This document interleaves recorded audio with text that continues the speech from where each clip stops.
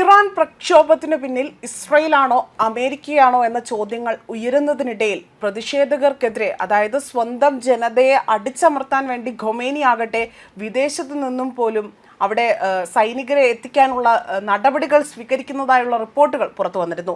എന്നാൽ ഇറാൻ ഭരണകൂടത്തിനെതിരെ പ്രക്ഷോഭം നടക്കുന്നതുവരെ അവരെ തൂക്കിലേറ്റാൻ പദ്ധതിയില്ല എന്നതായിരുന്നു വിദേശകാര്യമന്ത്രി അബ്ബാസ് അരാഗ്ചി വെളിപ്പെടുത്തിയത്.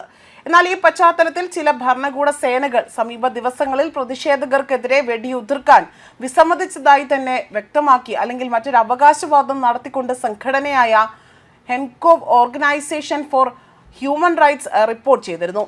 ആ ഉദ്യോഗസ്ഥരെ പിന്നീട് അറസ്റ്റ് ചെയ്തതായിട്ടാണ് സംഘം അവകാശപ്പെട്ടിരിക്കുന്നത്. ഇറാനിലെ പ്രതിഷേധകരിൽ നിന്നുള്ള സ്വീകരണങ്ങൾ അതുപ്രകാരം തന്നെ നിരവധി ഇറാഖി മിലീഷ്യകളും അതുപോലെ ഔദ്യോഗിക അല്ലെങ്കിൽ പോലും സൈനിക ആസ്ഥാനങ്ങൾക്ക് കാവൽ നിൽക്കാൻ വിന്യസിപ്പിച്ചിട്ടുണ്ട് എന്നതാണ് ഇപ്പോൾ ഇറാനിയൻ പ്രതിപക്ഷ നേതാവായി വ്യക്തമാക്കിയിരിക്കുന്നത്.